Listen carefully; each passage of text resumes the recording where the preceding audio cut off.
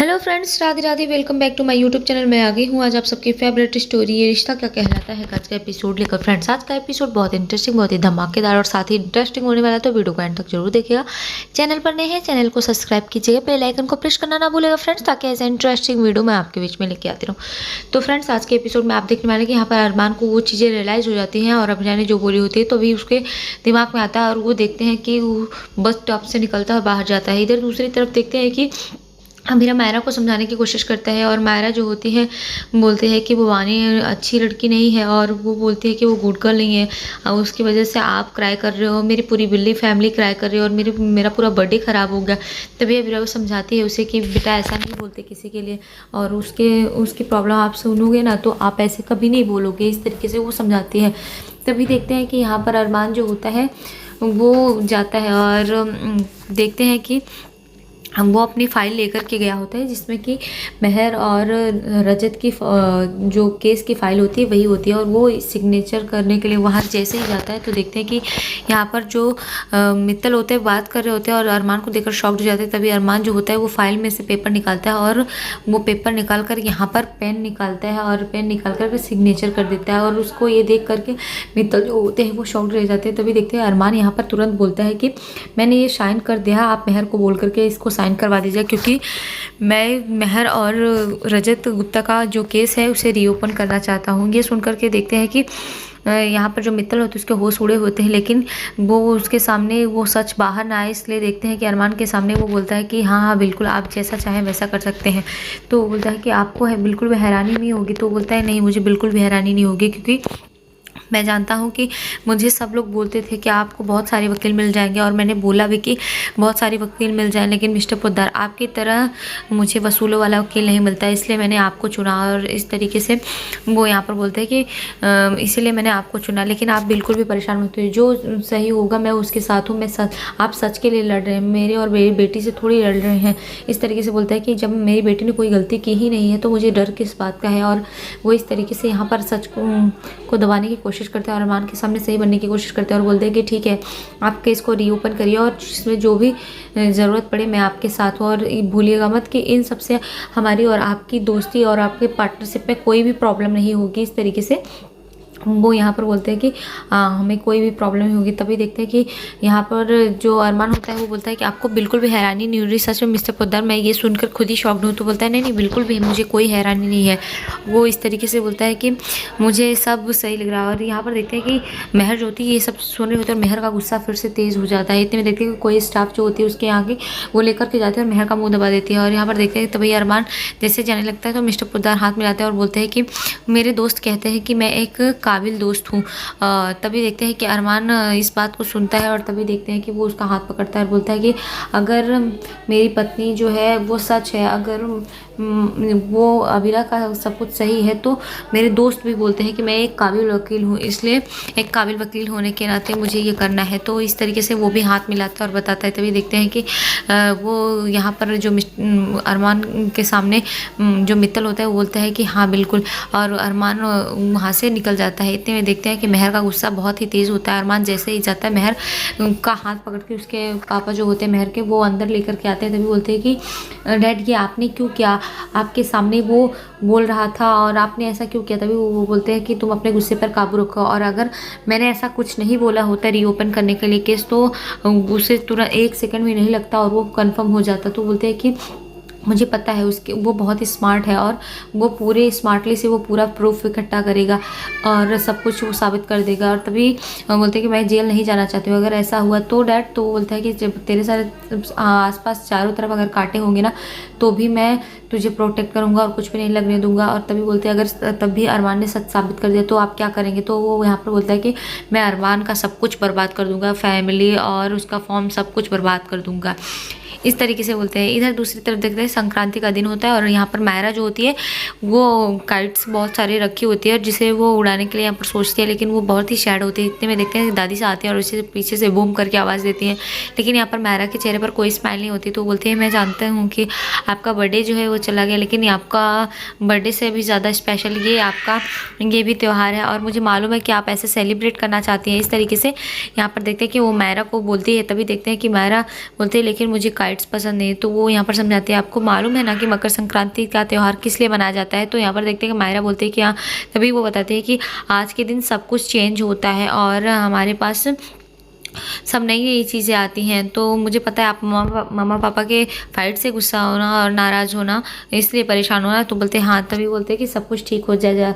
तो बोलते हैं कैसे? बोलते हैं जैसे आसमान में जो बादल हैं वो आते हैं, जिसकी वजह से आपके मम्मा पापा के रिश्ते में जो बर्फ़ है वो हट जाएगी। इसी तरीके से आप भी रहोगे तो सब कुछ ठीक हो जाएगा। आप अपने मम्मा पापा के सन हो। तो बोलते हैं नहीं, लेकिन मैं तो उनकी डॉटर हूँ। तो यहाँ पर दादी से समझाती है नहीं नहीं, आप उनके लिए उनका सन हो। इधर दूसरी तरफ देखते हैं अभीरा परेशान होती है और अरमान के बारे में सोच रही होती है कि अरमान कहाँ पे फ़ोन लगाती है बार बार। तभी देखते हैं अरमान आ जाता है और अरमान को देखकर अभीरा बोलती है कि अरमान, और तभी वो बोलते हैं कि आपको सर्दी लग जाएगी और वो यहाँ पर उसके लिए टावल लेके आने की कोशिश करती है, लेकिन अरमान वहाँ पर मना कर देते। तो बोलती है कहाँ पे गए थे? तो अरमान यहाँ पर बताता है कि मैं वो रजत गुप्ता और मेहर का जो केस है उसको रीओपन करवाने के लिए गया। तभी देखते हैं अभीरा बोलते हैं कि आपने बिल्कुल ठीक किया। तो बोलते हैं लेकिन यहाँ पर अभीरा बोलती है कि पर लेकिन उन्होंने फिर की तरह मना कर दिया होगा आपके सामने, वो सब मना ही कर दिया होगा, मुझे पता है। चलो कुछ तो सही, आपके सामने सच्चाई तो आई। तो बोलते हैं नहीं, ऐसा कुछ भी नहीं हुआ, उन्होंने सामने से बोला है। तो बोलते हैं कि तो अरमान आपको समझना होगा, इस बार आपको सच के साथ लड़ना होगा। इस तरीके से अरमान को बोलते हैं और लेकिन अरमान नाराज़ होता है अभीरा से, इसलिए वो चला जाता है। इधर देखते हैं कि अरमान जैसे ही जाता है तो गीला रहता है। तो जो क्रिश होता है वो उसके लिए टावल लाता है और बोलता है कि भैया ये लो टावल, और आपको सर्दी लग जाएगी। देखा ना भैया, मैंने आपसे झूठ नहीं बोला था, आपसे झूठ भाभी बोल रही थी, अभीरा भाभी ने सब कुछ किया।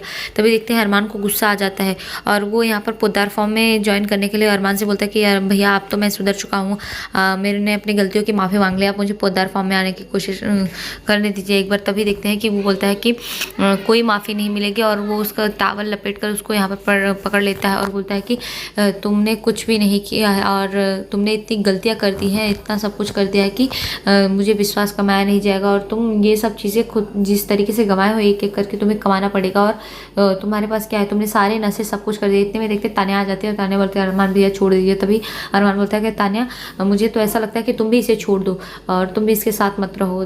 तभी वो बोलता है कि मुझे पता है कि इसने ही मायरा के बर्थडे को ख़राब किया है, क्योंकि इसे सब कुछ पता था। तो बोलता है नहीं मैंने नहीं किया, ये तो भाभी ने किया है। तभी देखते हैं कि वो बार बार अभीरा का नाम लेता है। तो अरमान को फिर से गुस्सा आता है और बोलता है कि अभीरा का नाम मत ले, अगर तुझे सच बताना ही था तो तू मुझे आराम से बता सकता था, लेकिन नहीं, तूने मायरा का बर्थडे ख़राब किया।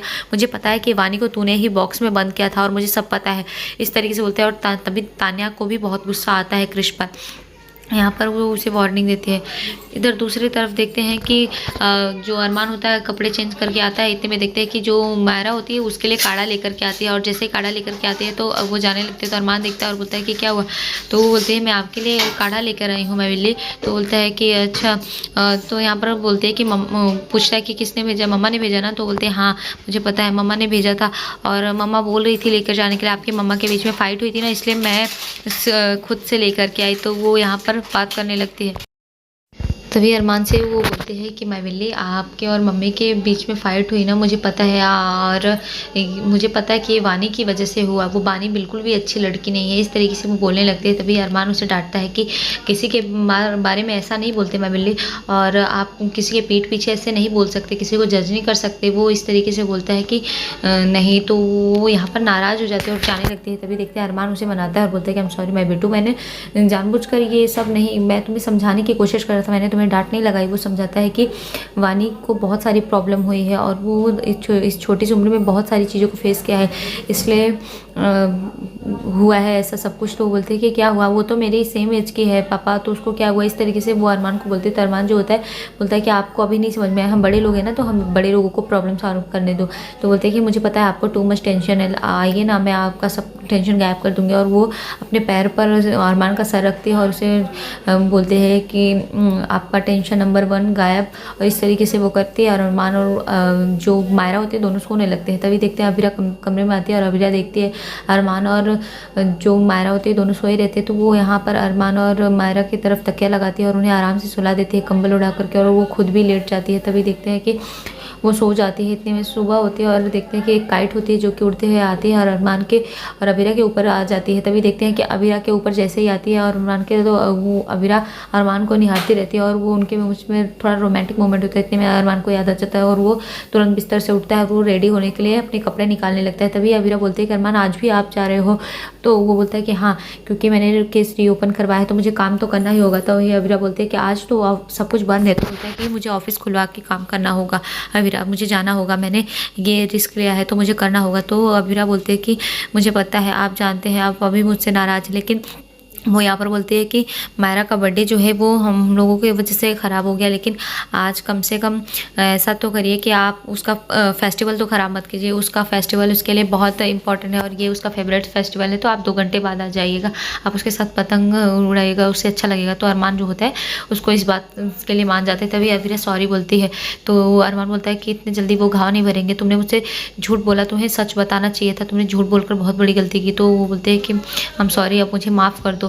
इस तरीके से वो माफ़ी मांगती है। यहाँ पर देखते हैं कि अरमान बोलता है कि टाइम लगेगा और दूसरे तरफ देखते हैं कि यहाँ पर अबीरा तैयार होकर आ जाती है और यहाँ पर वानी जो होती है वो अपने माँ बाबा को मिस करती रहती है और मिस करके वो केचप से प्लेट में उनका नाम लिखती है। और तभी देखते हैं अबीरा पहुँचती है और बोलती है कि आज आप गुड गर्ल की तरह ब्रेकफास्ट कर लिए। तभी देखती है तो वो सैड होती है, अपने माँ बाबा को याद कर रही थी। तो बोलती है कि मुझे पता है कि आप अपने माँ बाप को बहुत याद कर रहे हो, मैं उसके ला तो नहीं सकती पर मैं पूरी कोशिश करूँगी कि उनके कातिलों को सज़ा मिले और न्याय दिलाऊँ मैं। तो वो बोलते हैं कि हाँ। तभी देखते हैं कि वो बोलती है कि आपको पसंद नहीं है पतंग? तो बोलती है कि मुझे बहुत पसंद है पतंग उड़ाना, लेकिन मुझे यहाँ पर कोई पसंद नहीं करता। तभी अबीरा उससे गले लगा लेती है और बोलती है कि ऐसे कौन है जो इतनी प्यारी सी बच्ची को पसंद नहीं करेगा। और वो उसे यहाँ पर मौका देती है कि ठीक है, तुम एक काम करो, तैयार हो के अगर तुम्हारा मन करे तो आ जाना, वहाँ पे बहुत अच्छा लगेगा तुमको। इस तरीके से बोलकर वो वहाँ पर चली जाती है। तभी देखते हैं कि ये सब मायरा देख रही होती है। आज के एपिसोड में इतना फ्रेंड्स, मिलते हैं आपसे नेक्स्ट एपिसोड में, जहाँ पर देखेंगे कि अरमान को उस CCTV फुटेज मिलते हैं जहाँ पर सब साथ सामने आ जाता है और यहाँ पर अरमान को बहुत डर लगा होता है और अबीरा उसका साथ देगी। नेक्स्ट एपिसोड में ऐसा दिखाया जाएगा फ्रेंड। तो वीडियो पसंद है तो प्लीज़ वीडियो को लाइक कीजिएगा। तब तक के लिए bye bye, Radhe Radhe, take care.